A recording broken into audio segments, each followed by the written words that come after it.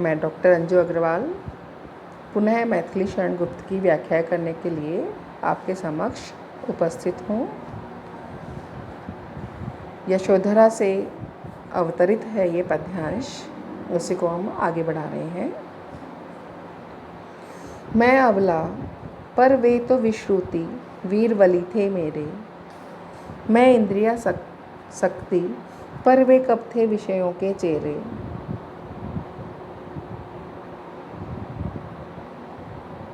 अई मेरे अर्धांगी भाव क्या विषय मात्र थे तेरे, हाँ अपने अंचल में किसने ये अंगार बिखेरे। है नारीत्व मुक्ति में भी तो अहो विरक्ति विहारी, आर्यपुत्र दे चुके परीक्षा अब है मेरी बारी। मैं अबला पर वे तो विश्रुति वीर बलि थे मेरे। बोल रहे हैं कि अपने मन को ही कह रही है कि चलो मैं तो अबला थी, अबला मतलब दो बलहीन है, चलो आपने मुझे तो बिना बल के एक स्त्री समझ लिया, कमज़ोर स्त्री समझ लिया। पर वे तो विश्रुति वीर बलि थे मेरे, लेकिन वो तो विख्यात पराक्रमी मेरे वीरपति थे। मैं इंद्रिया शक्ति पर वे कब थे विषयों के चेहरे, कि चलो मैं इंद्रियों पर आसक्त थी, ऐसा मान लो कि मैं इंद्रियों पर आसक्त थी, पर वे कब थे विषयों के चेहरे, कि लेकिन वो तो कभी विषयों के, विकारों के, भोग के कभी दास नहीं थे। कि मेरे में चलिए आप दोष देख लीजिए कि मैं एक स्त्री हूँ, अबला नारी हूँ, मैं इंद्रियों पर आसक्त हूँ, मैं हूँ नहीं लेकिन फिर भी ये मान लो, लेकिन वो तो एक विख्यात वीरवली थे और कभी भी विषय वासनाओं के दास नहीं थे। अये मेरे अर्धांगी भाव क्या विषय मात्र थे तेरे, कि अरे मेरे अर्धांगी भाव, अर्धांगिनी का जो मेरा भाव था, तो क्या अपने अर्धांगिनी भाव को मैं अपने आप को संबोधित करते हुए कह रही है कि क्या वास्तव में वो मेरे विषय मात्र थे, अर्थात क्या वो सिर्फ मेरे भोग की, विषय वासना की वस्तु ही थे, या क्या मैं उनके सिर्फ विषय वासना भोग के साथ में ही सहचरी थी। हाँ अपने अंचल में किसने ये अंगार बिखेरे, हाहाकार करते हुए कह रही है कि किसने ये मेरे आंचल में इतने अंगार बिखेर दिए हैं, कि मेरे हृदय को उन्होंने क्यों नहीं समझा कि मैं सिर्फ इंद्रियासक्त नहीं थी। अगर वो अपनी मनोकामना, अपनी इच्छा मुझे बताते तो मैं उनके राह की, उनके मार्ग की रोड़ा या बाधा नहीं बनती। है नारीत्व मुक्ति में भी तो अहो विरक्ति विहारी, कि हे विहारी, विरक्त करने वाले विहारी, अगर तुम उस समय ही नारीत्व से मुक्ति हो जाती तुम्हारी, तो वह भी तो विरक्ति ही थी। अगर तुम यहाँ पर रहते हुए भी मुझे बोलते तो वह भी तो विरक्ति ही थी।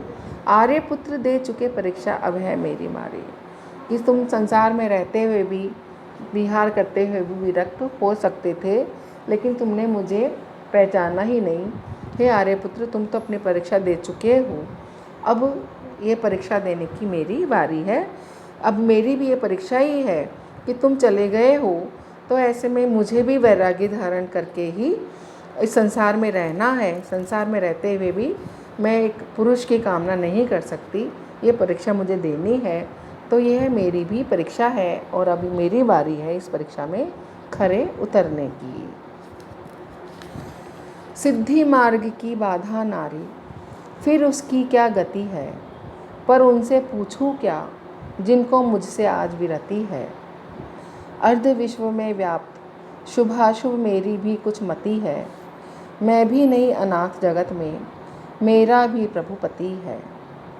यदि मैं पतिव्रता तो मुझको कौन भय भारी, आर्यपुत्र दे चुके परीक्षा अब है मेरी बारी। बोल रहे हैं सिद्धि मार्ग की बाधा नारी, कि अगर मुक्ति प्राप्ति के लिए स्त्री को छोड़ना ही आवश्यक है, क्या सिद्धि मार्ग की जो नारी है, स्त्री है, वो बाधा है। प्रश्न कर रही है कि वास्तव में क्या सिद्धि मार्ग स्त्री के होते हुए प्राप्त नहीं किया जा सकता, ऐसा कैसे इसके अंदर इस संसार में सोचा जाता है या समझा जाता है कि सिद्धि मार्ग की बाधा स्त्री है, नारी है। फिर उसकी क्या गति है कि अगर सिद्धि के मार्ग में तुम स्त्री को बाधा समझते हो तो फिर उस स्त्री की क्या गति है, उसकी क्या दशा है, उसकी क्या राह है, उसके बारे में क्या सोचा जाए अगर तुम उसी को बाधा समझते हो। पर मैं उनसे पूछूं क्या जिनको मुझसे आज वीरति है। यहाँ पर यशोधरा कह रही है, उसके दिमाग में, मस्तिष्क में अनेक प्रश्न आ रहे हैं, लेकिन कि भाई स्त्री की क्या गति है, सिद्धि के मार्ग में तुम उनको बाधा समझ करके उसको त्याग गए हो तो उसकी क्या गति है, उसकी क्या दशा है, उसकी कैसे मुक्ति होगी, उसको कैसे सिद्धि की प्राप्ति होगी। तो बोल रही लेकिन कि मैं उनसे क्या पूछूं जिनको मुझसे आज इतनी विरक्ति है, जो मुझको छोड़ करके चले गए हैं, मुझसे अलग हो गए हैं। अर्ध विश्व में व्याप्त शुभाशुभ मेरी भी कुछ मति है। अब यहाँ पर माननीय यशोधरा जो है कह रही है कि इस अर्ध विश्व में, अर्थात ये जो आधा विश्व है जिसमें कि स्त्रियों का है, जो इसमें स्त्री और पुरुष विश्व में दो लिंग हैं, तो आधा विश्व स्त्रियों का है। तो इस आधे विश्व में शुभ और अशुभ के बारे में सोचने की मेरी भी कुछ बुद्धि है, मेरे भी कुछ विचार है। इस विश्व में मैं भी व्याप्त हूँ और अगर मैं संसार का आधा हिस्सा हूँ तो मेरी भी कुछ बुद्धि है, शुभ अशुभ में मेरा भी कोई योगदान है, मैं भी कुछ सोच सकती हूँ। तुमने मुझे कैसे अपने मार्ग की बाधा समझ लिया। मैं भी नहीं अनाथ जगत में मेरा भी प्रभुपति है कि मैं स्त्री हूँ और मैं सिद्धि मार्ग में बाधा हूँ। तुमने मुझे ये सोच करके त्याग दिया, लेकिन इस संसार में मैं भी अनाथ नहीं हूँ। जैसे संसार में सबका स्वामी, सबका प्रभु, सबका ईश्वर प्रभु है, तो मुझ स्त्री का भी इस संसार में पति प्रभु ही है, स्वामी प्रभु ही है। मैं भी अनाथ नहीं हूँ, मेरे नाथ भी प्रभु हैं, ईश्वर हैं। यदि मैं प्रतिव्रता तो मुझको कौन भार भय भारी। आर्य पुत्र दे चुके परीक्षा, अब है मेरी भारी।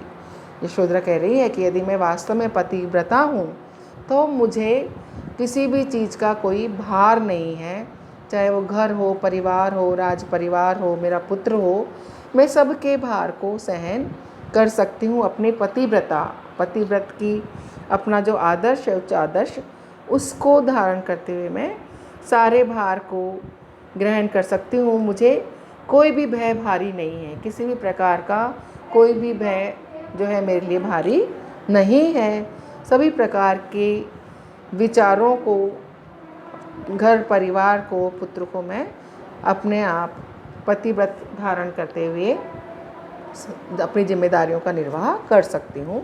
हे आर्यपुत्र, तुम अपनी परीक्षा दे चुके हो, अब परीक्षा की बारी मेरी है।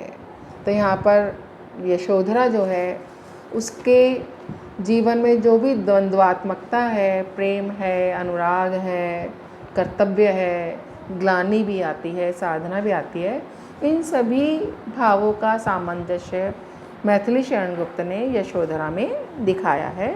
आज हम इतना ही करेंगे। कल पुनः इस व्याख्या को अगले अंश में व्याख्यान में बढ़ाएंगे। धन्यवाद।